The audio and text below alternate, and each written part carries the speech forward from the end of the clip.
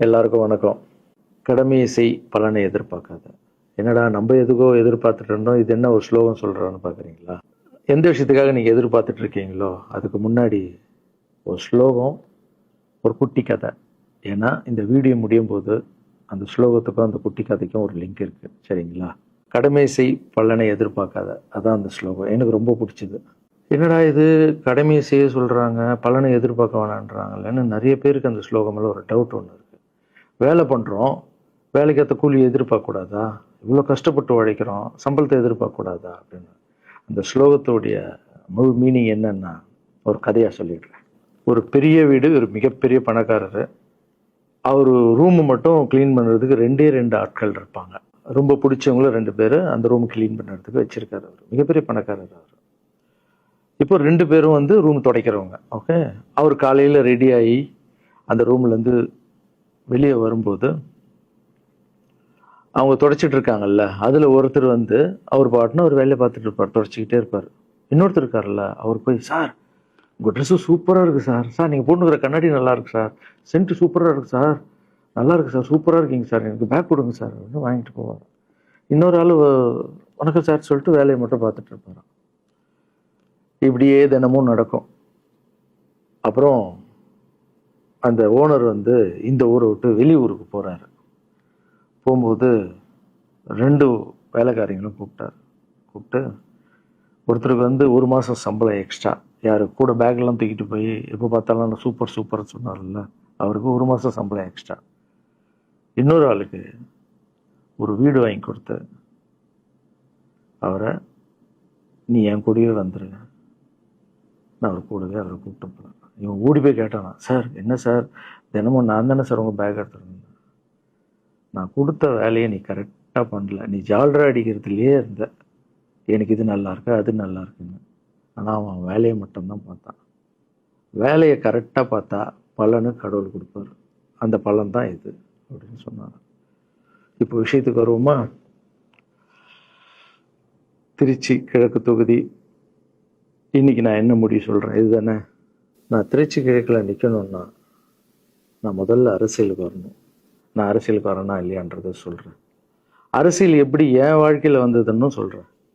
உங்களுக்கு நல்லா தெரியும், என் வீட்டில் குழந்தைங்கள வளர்த்துக்கிட்டு நான் பாட்டுன்னு சோஷியல் சர்வீஸ் பண்ணிகிட்டு இருந்தேன். மாற்றுத்திறனாளிக்கு டான்ஸ் சொல்லி கொடுக்குறது, ஓப்பனர் சர்ஜரி பண்ணுறது, பசங்களை படிக்க வைக்கிறது, ஸ்போர்ட்ஸ் எல்லாத்துலேயும் என்னால் முடிஞ்ச வரைக்கும் பண்ணுவேன். என்னால் முடியல மற்றவங்கிட்ட கேட்டு பண்ணிகிட்டு இருந்தேன். இந்த டைமில் தான் ஜல்லிக்கட்டுன்னு ஒன்று வருது. ஒரு சில விஷயம்லாம் ஃபாஸ்ட்டாக சொல்லிடுறேன், உங்களுக்கு தெரிஞ்ச விஷயந்தான். ஜல்லிக்கட்டுன்னு ஒன்று வருது, அதில் நான் போகிறேன், சாப்பாடு போகிறதுக்காக குழந்தைங்களுக்கு போகிறேன். அப்படி நான் அந்த ஜல்லிக்கட்டு நடந்து முடிஞ்ச விஷயம்லாம் உங்களுக்கு தெரியும். அப்புறம் என் மேலே ஒரு தலைவர் விமர்சனம், எதுக்கு தலைவர்னு சொல்லுவாரா, நம்ம அண்ணன் தான், சீமான் அண்ணன் ஒரு விமர்சனம் வைக்கிறாரு.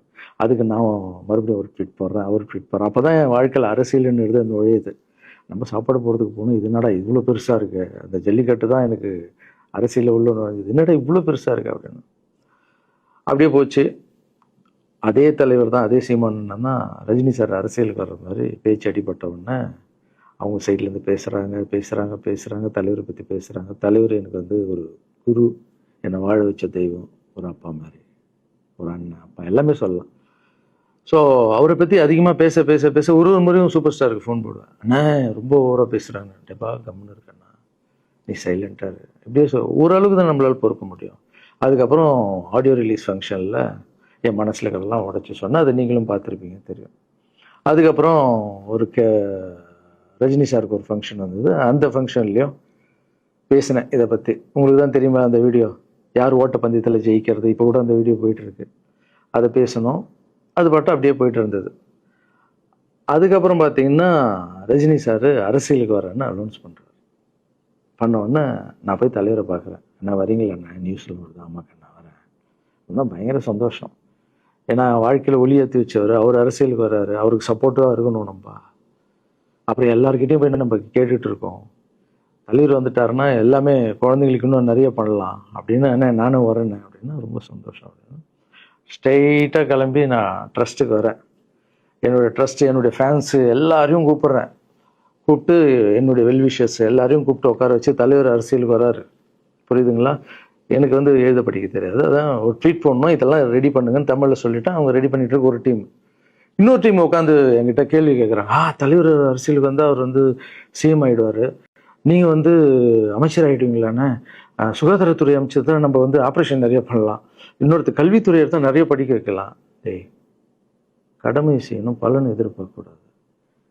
சுகாதாரத்துறை அமைச்சர், இது வந்து கல்வித்துறை, இதெல்லாம் படிச்சவங்க வர இடம். அண்ணன் படிக்கலடா. எல்லாருக்கும் படிச்ச இடத்த போட்டு ஒரே இடத்துல போய் முடங்கி போய் படிப்புனா படிப்பு மட்டும், எல்லாம் கட்சி வளரட்டும், தலைவர் வரட்டும், எல்லா துறையிலேருந்து ஹெல்ப் கேட்டு நல்லா பண்ணுவோம், பெரிய ட்ரஸ்ட் கட்டுவோம். இப்போன்னா சின்ன ட்ரஸ்ட்ல தான் நம்ம இருக்கோம். சின்ன வீட்டில் 60 குழந்தைங்க நீங்கள் இருக்கீங்க, 100 ஏக்கரில் கட்டுவோம். ஊனமுற்றோர்கள் இந்த பக்கம் திருநங்கைகளுக்கு, இந்த பக்கம் முதியோர்களுக்கு ஒரு பெரிய ட்ரஸ்ட் கட்டி பண்ணுவோம்டா. சூப்பர்ண்ணா. இன்னொருத்தர் டக்குன்னு அங்கேருந்து, அண்ணா நம்மளை எதிர்த்து பேசிட்டு இருக்காருல்ல சீமான் அண்ணன், அவருக்கு ஆப்போசிட்டாக எதிர்த்து நில்லுங்கண்ணே. அது அரசியல் இல்லை. ஒருத்தர் மேலே கோவத்தால் நம்ம அரசியலுக்கு வந்தால் அது வந்து வெறுப்பு அரசியலாக மாறும். அரசியல்ன்றது மக்களுக்கு நல்லது பண்ணுறதுக்காக வரணும். இப்போ அவரை நான் அழிக்கணும், அவரை நான் ஏதோ ஒன்று செய்யணும்னு அந்த ஆசையில் வந்தேன்னு வச்சுங்களேன், ஆசை என்ன ஆகும், கோபமாக மாறும். கோவத்துலேருந்து என்ன வரும், வார்த்தைகள் தப்பாக வரும். வார்த்தைகள் மட்டும் வராது, தப்பான வார்த்தைகள் வரும். மக்களுக்கு நம்ம மேலே மரியாதை இல்லை, மக்களுக்கு நம்ம மேலே மரியாதை இருக்காது, போயிடும். ஸோ அதால் அரசியலுக்கு வரணும்னா அவரை அழிக்கிற இவழியாக இருக்கணும். பதிவை பற்றி பேசுகிறத ஃபஸ்ட்டு விடுங்கடா, ஃபஸ்ட்டு வேலையை பார்ப்போம்டா. நம்ம தலைவர் வரேன்னு சொல்லிட்டாரு, ட்வீட் போடுங்களா அப்படின்னு ட்வீட் போட்டுட்டு அங்கேருந்து போட்டுட்டு வீட்டுக்கு போகிறேன். இங்கே தான் பெரிய ட்விஸ்ட் இருக்குது எனக்கு. வீட்டுக்கு போகிறேன். வீட்டுக்கு போனோன்னா எப்பவும் நான் அம்மா கிட்ட போய் ஒரு விஷயத்த சொல்கிறதுக்கு முன்னாடி ஒரு சர்ப்ரைஸ் ஒன்று பண்ணுவேன். எங்கள் அம்மா கோவில் கட்டுறது கூட, கோவில் கட்டிட்டு ஸ்டாச்சுலாம் ஆர்டர் பண்ண அப்புறம் தான் அந்த ஸ்டாச்சுவே காமிச்சாங்க அம்மாவுக்கு. அதே மாதிரி அரசியல் விஷயத்துலையும் போய் சொல்லலான்னு அம்மாவை கூப்பிட்டு ஃபேமிலியெல்லாம் உட்கார வச்சு, அம்மா தலைவர் அரசியலுக்கு வர்றாரு, சரி கண்ணா, நானும் அரசியல் போடுறேன், இங்கே பரமா ட்வீட் போட்டிருக்கேன் அப்படின்னு. அம்மா முகம் டக்குன்னு மாறிட்டு ஓகே கண்ணா, ஓகே கண்ணா சாப்பிடலாம் அப்படின்னு எழுந்து போயிட்டாங்க. என்ன இப்படி போக மாட்டாங்களே, ஒரு விஷயத்த சொன்னால் சூப்பர் கண்ணான்னு பேசுவாங்கல்ல, 1 hour அதில் இருக்கிற நல்லது கெட்டது எல்லாம் பேசுவாங்க, என்ன போயிட்டாங்க அப்படின்னு ஒரு ஃபீல். சரி, இது உடம்பு சரியில்லை போல, அப்செட்டில் விட்டேன். அப்புறம் 2-3 நாள் அவங்ககிட்ட பேசவே மாட்டுறாங்க. கூப்பிட்டு, என்னம்மா உனக்கு பிரச்சனை, ஏதாவது தப்புன்னா அடின்னா அடிச்சிடுமா, என்னம்மா இப்படி பேசாமல் இருக்குன்னா, இல்லை கண்ணா நீ அரசியல் போனது எனக்கு பிடிக்கல அப்படின்றாங்க. ஏமா அரசியல் போனால் பிடிக்கல? இல்லை கண்ணா, அது ஒரு சாக்கடை, அரசியலுக்கு போகக்கூடாது, அது வந்து பணம் கொடுக்குறாங்க அரசியலுக்கு, ஓட்டு வாங்குறதுக்கு பணம் கொடுத்து தாங்க நான் ஜெயிக்கிறாங்க. அதுக்கப்புறம் ஜாதி இல்லைன்னுவாங்க, ஜாதி இருக்குது, மதம் இல்லைன்னுவாங்க, மதம் இருக்குது. அந்த சாக்கடைக்குள்ளே நீ போகாதப்பா.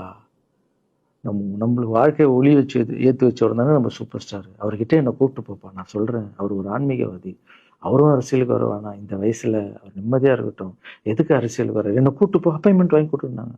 அப்பாயின்மெண்ட் வாங்கி கூடா, நானும் வேற கனவுல வந்து மைண்ட் வைஸ், அம்மா நான் சொல்கிறது கேளுமா, நம்ம எத்தனையோ இப்போ வந்து எல்லா குழந்தைங்களுக்கும் ஒவ்வொரு ஸ்டேஜில் போய் கேட்டு தானேம்மா ஹெல்ப் நடக்குது. இப்போது தலைவர் வந்துட்டாருன்னா நம்ம தாராளமாக பண்ணலாம்லம்மா, உன் கையில் எவ்வளோ காசு இருக்கோ அதுக்கு மட்டும் செய், அரசியல் வேணான்னு சொல்கிறேன் அப்படின்னு போயிட்டான். அந்த ஃபேஸ் வந்து அதுக்கப்புறம் அடிதான் நம்மளுக்கு. சரி, இந்த உலகத்தில் அம்மா மீறி பண்ணலாம், ஆனால் நான் உருப்பிட மாட்டேன், எனக்கு நல்லா தெரியும். இந்த உலகத்துலேயே எனக்கு யாருன்னா எங்கள் அம்மா தான். அது அம்மா இல்லை, எங்கள் கடவுள்னே சொல்லலாம், நான் எதிர்க்க பார்க்குற கடவுள். சரி, அம்மாவுக்கு சொல்லி புரிய வைக்கலாம், என்னடான்னு தலைவர்கிட்ட போய் எப்படி சொல்கிறது, பசங்கிட்ட ஒரு பயங்கர பில்டப் கொடுத்துட்டோம், அது இதுன்னு எல்லாம் வேற பார்த்துட்டு இருக்காங்க, என்ன பண்ணுறது. அந்த டைமை பார்த்து கொரோனா வருது, ஒரே ஷாக்கு, வெளியே போக முடியாதுன்றாங்க, இல்லைன்னா முடிஞ்சு போச்சு. பிரச்சாரம் பண்ண வெளியே போக முடியாது, தலைவருக்கு உடம்பு சரியில்லாமல் போகுது, ஹைதராபாத் ஷூட்டிங் போகிறாரு, உடம்பு முடியல, அப்படியே எல்லாமே கொலாப்ஸ் ஆகுது. அப்புறம் தலைவர் அலௌன்ஸ் பண்ணுறாரு, நான் அரசியலுக்கு வரல, டாக்டர்ஸ் வந்து போகக்கூடாதுன்னு சொல்லிட்டாங்க, கொரோனா டைமில் நம்ம வந்து பிரச்சாரம் போக முடியாது, அந்த காரணம் சொன்னார், அது உங்களுக்கு எல்லாருக்கும் தெரியும். தான் தலைமையில் கை வச்சுன்னு உட்காந்துட்டோம். நான் ட்ரஸ்ட்டில் இருக்கிற குழந்தைங்க மற்றவங்க எல்லாரும் என்னென்னோ நினச்சி ஒர்க் பண்ணிட்டு இருந்தால எல்லாரும் அப்செட்டில் உட்காந்துருக்கோம். தலைவர் ஒருத்தம் போய் பேசி பார்க்கலாம் அவர்கிட்ட, தலைவர் வர்றாரு, கூப்பிட்றாரு, போகணும். அந்த மாதிரி தலைவரை பார்த்ததில்லை நான். அப்படியே எனக்கு புரிஞ்சுது, அவர் ரொம்ப வலியில் இருக்கார் அப்படின்னு. எவ்வளோ சுறுசுறுப்பானால உடம்பு முடியலைங்கண்ணா, பரவாயில்ல, உங்கள் உடம்பு தானே முக்கியம், என்ன இதெல்லாம் என்னென்ன தூக்கி போடுங்கண்ணா. இல்லைங்கண்ணா, இத்தனை வருஷம் என்னை வாழ வச்சாங்கல்ல, அவங்களுக்கு ஏதாவது ஒன்று பண்ணணும்னு நினச்சாங்கண்ணா, இங்கே குத்துதுக்கண்ணா, எனக்கு என்ன பண்ணுறதுன்னு தெரியல, ரொம்ப கஷ்டமாக இருக்கு அப்படின்னா. அண்ணே அதை விடுங்கண்ணே, எல்லாம் அப்படின்னு அவர்கிட்ட பேசிட்டு அவர் வந்து அப்போ நான் முன்னாடி பேசும்போது அவர் சொல்கிறார், நான் கூட பதவிக்கு வரணும்னு ஆசைப்படல, இன்னொரு நல்ல ஆள் படித்த ஆள் அங்கே நிற்க வச்சு பார்ப்போம். யாருன்னு சொல்லுவேன், யாருன்னு கூட சொல்லலை. அது அப்படியே போச்சு. அவர் மனசுக்கு மட்டும்தான் தெரியும், யாருன்னு கூட சொல்லலை. ரொம்ப அப்செட்டாக இருந்தார். சரி ஓகே, இதுவும் கடந்து போகணும். அப்படியே கடந்து போச்சு. எனக்கும் காஞ்சனா படம் அது இதுன்னு வந்து பெரிய ஹிட் ஆகுது. அதுக்கப்புறம் யாருக்கிட்டேயும் நீங்கள் யாரும் எனக்கு ஹெல்ப் பண்ண வேணாம். முதல் நாள் நான் வந்து கலைஞர் ஐயா கிட்ட ஹெல்ப் கேட்டேன். அவர் வந்து ஒரு சில குழந்தைங்களுக்கு ஹெல்ப் பண்ணார். அதுக்கப்புறம் அன்புமணி ராமதாஸ் ஐயா, அவரும் ஹெல்த் மினிஸ்டர் இருக்கும்போது அவரும் ஒரு சில குழந்தைங்களுக்கு ஹெல்ப் பண்ணார். அப்புறம் நம்ம விஜய் சார் நண்பர், அவர் வந்து ஒரு குழந்தைக்கு ஆப்ரேஷன் பண்ணார். ஸோ இருக்கும்போது என்னால் முடிஞ்ச வரைக்கும் சொந்த பணத்தை போட்டு பண்ணிவிடுவாங்க. முடியாத போது தான் நான் அந்த ஹெல்ப்பை கேட்பேன். இப்போ தான் நல்லா வந்துட்டுமே, யாருக்கும் எனக்கு பணம் கொடுக்க வேணாம், இனிமேல் என் சொந்த பணத்திலே பண்ணுறேன்னு சொல்லிட்டு நான் பாட்டுன்னு ஒரு வீடியோ கூட நான் போட்டேன், இனிமேல் யாரும் பணம்லாம் கொடுக்க வேணாம். அப்படியே போயிட்டுருக்கு. காஞ்சனா எல்லாம் முடிஞ்சு ஜிகிர் தண்டா படம் ரிலீஸ் ஆகுது. ஜிகிர் தண்டா பார்ட்டி போயிட்டுருக்கு. டைரக்டர் நின்று பேசுகிறேன். நான் டைரக்டர் கிட்ட போகிறேன். டைரக்டர் யார்கிட்டயும் ஃபோனில் பேசிகிட்டு இருக்காரு. அப்படியே பேசிகிட்டு இருக்கிறவர் டக்குன்னு இந்த சீமான் நான் பேசுவான்னு கொடுத்துட்டாரு என்கிட்ட. அவருக்கும் தெரியாது நான் பேச போகிறேன். அவர்கிட்ட லாரன்ஸ் பேசுவார், சீமான் ரெண்டு பேரும் சைலண்ட்டு. நானும் எதுவும் பேசலை, சீமானும் எதுவும் பேசலை. அப்படியே ஒரு நிமிஷம் அப்படியே நிற்கிறோம். பெரியவர் இல்லை இருந்தாலும் அண்ணன் அப்படின்னு, அவ்வளோதான் அண்ணன். பயங்கர பாசம். எந்த இடத்துல கோவம் இருக்கும் அந்த இடத்துல குணம் இருக்குன்னு சொல்லுவாங்கள்ல. அண்ணன் வந்து புகழ்ந்து தள்ளுறாரு ஜிகர் தண்டாவை. இப்படி பண்ண கண்ணா, அப்படி பண்ண இவ்வளோ சூப்பராக பண்ண, அந்த சீன் எனக்கு ரொம்ப பிடிச்சதுன்னு. அவருடைய அன்பு தான் தெரியும்ல, எல்லாமே அதிகமாக இருக்கும் அண்ணன்கிட்ட. அண்ணன் ரொம்ப சந்தோஷமாக வாழ்த்தினார். அப்புறம் நான் வந்து மாற்றம்னு ஒரு அமைப்பு ஆரம்பிச்சிருக்கேன்ல, இந்த விவசாயிகளுக்கு டிராக்டர் கொடுக்கறது, அப்புறம் மாற்றுத்திறனாளிக்கு ஸ்கூட்டி கொடுக்குறது, எல்லாமே அதை பார்த்துட்டு பத்திரிகையாளர் கேட்குறாங்க அவர்கிட்ட, ரகுவலரன் சார் மாற்றம்னு அமைச்சிருக்காருன்னா, நல்ல விஷயம் தம்பி, நல்லா பண்ணிட்டோம், நல்லா இருக்கட்டும் அப்படின்னு வாழ்த்தினார். ஸோ ஒரு பெரிய பிரச்சனைக்கு கடவுளே வந்து அதை அப்படியே சால்வ் பண்ணி வச்ச மாதிரி ஆயிடுச்சு. அப்படியே போச்சு. ஆனால் நீங்கள் நல்லா இருக்கணும், எங்கே இருந்தாலும் நல்லா இருப்பீங்க. எப்போல்லாம் ட்ரஸ்ட்டுக்கு போகும்போது பசங்கள்லாம் கேட்பாங்க, அந்த 100 ஏக்கர் ட்ரஸ்ட்டு குழந்தைங்க, சரி ஓகேடா. அப்படி பார்த்தீங்கன்னா நண்பர் விஜய் சார் கிட்ட பேசிட்டு இருக்கும்போது நான் வர அரசியலுக்குன்றாரு. நிஜமா நண்பா அப்படின்னு, எஸ் அப்படின்னு.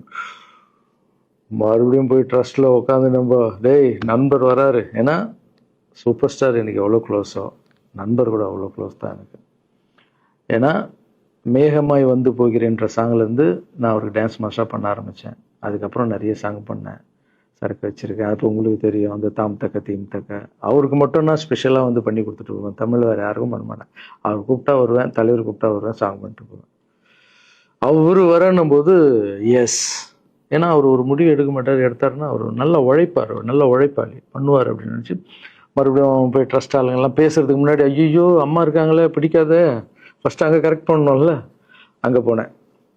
அம்மா நண்பர் அரசியலுக்கு வராருமா, என்னம்மா அப்போ தான் ஓகே, இப்போ எல்லாம் மாறி இருக்கு, போகலாமா, நீ ஃபஸ்ட்டு அவர்கிட்ட ஒரு அப்பாயின்மெண்ட் வாங்க, நான் உன்னை கூப்பிட்டு போகிறேன் அப்படின்னா.